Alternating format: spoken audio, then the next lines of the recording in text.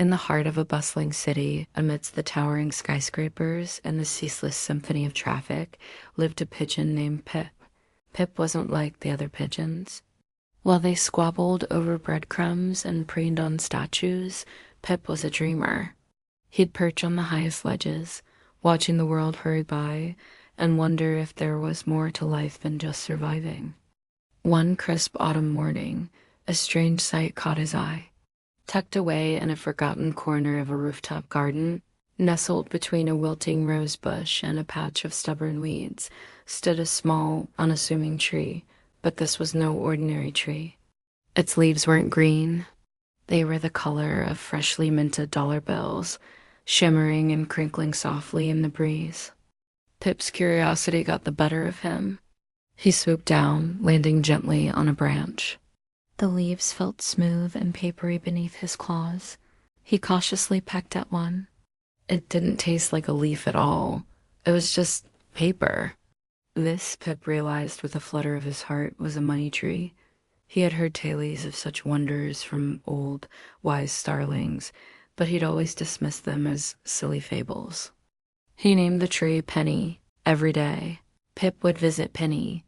He'd tell her about the grumpy cat on the third-floor balcony, the kind old lady who left out birdseed, and the colorful kites that danced in the sky on windy days. Penny, in her own silent way, would listen. Her leaves would rustle as if she were sighing contentedly. In return for his stories, Penny would occasionally drop a leaf for him. At first, Pip didn't know what to do with the money. It couldn't be eaten, and it wasn't very comfortable for building a nest. But then he started to notice things. He saw a struggling sparrow trying to feed her hungry chicks with a single, stale piece of popcorn. So Pip dropped a dollar leaf near a bakery. A moment later, a kind person noticed the money, picked it up, and used it to buy a whole loaf of bread, tossing a generous portion to the grateful sparrow and her family. Pip's heart swelled with a feeling he'd never known before. It was a warm, bright feeling, like sunshine spreading through his feathers. This was his new purpose.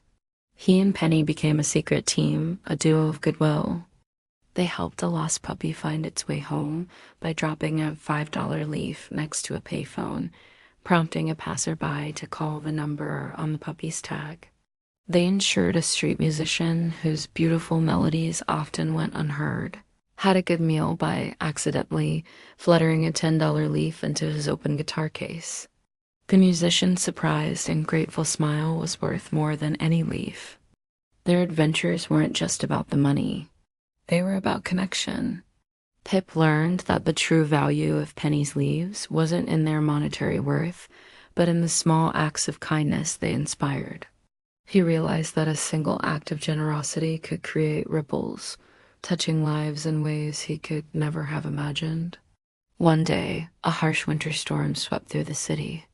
Icy winds whipped through the streets, and a thick blanket of snow covered everything. Pip huddled close to Penny's trunk, trying to shield her from the biting cold. The storm raged for days. When it finally subsided, Pip saw that Penny looked weak. Many of her beautiful money leaves had been torn away by the wind, scattered and lost to the city below. Her remaining leaves were dull and drooping. Pip was heartbroken. He tried to cheer her up with his best stories, but her leaves barely rustled in response. He felt a pang of despair. What good was he without Penny's magic? He flew across the frosted rooftops, his spirit as gray as the winter sky. He passed the bakery and saw the sparrow family, fat and content, feasting on seeds left for them. He flew by the park and saw the musician, now wearing a warm new coat, playing a cheerful tune for a small crowd. He even saw the puppy, happily chasing a ball with its owner. And then Pip understood. Penny's gift wasn't just the leaves. It was the lesson she had taught him. The real magic wasn't in the money, but in the act of seeing a need and choosing to help. The magic was in the kindness itself. Filled with a new sense of determination, Pip went to work. He couldn't create money, but he could do other things. He led a flock of sparrows to a forgotten bag of rice behind a restaurant. He guided a shivering stray cat to the warm vent of a laundromat. He chirped and cooed to get the attention of a pedestrian who had dropped their glove, and watched as they picked it up with a thankful nod. He was no longer just Pip, the lonely dreamer. He was Pip, the helper, the friend, the connector. When he returned to Penny, he was brimming with new stories, not of things he had seen, but of things he had done. As he recounted his day, a tiny new leaf began to sprout from one of Penny's bare branches. It wasn't a money leaf. It was a vibrant, brilliant green. It glowed with a soft, warm light, pulsing with life. As Pip continued his story, another green leaf sprouted, and then another. Soon, Penny was covered in the most beautiful, healthy green leaves Pip had ever seen. She was no longer a money tree. She was something far better. She was a kindness tree, thriving not on magic or wealth, but on the genuine acts of love and compassion shared by her best friend. Pip and Penny's adventures continued, not with dollars and cents, but with gestures of friendship and support.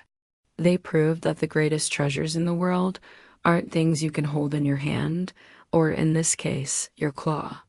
They are the warmth you share, the help you give, and the love that grows when you choose to care. The city was still big and bustling, but for one little pigeon and his very special tree, it was also full of heart. Thank you so much for watching this story with us today. If you enjoyed Pip and Penny's journey, don't forget to hit that like button and subscribe for more heartwarming tailies. We'll see you in the next video.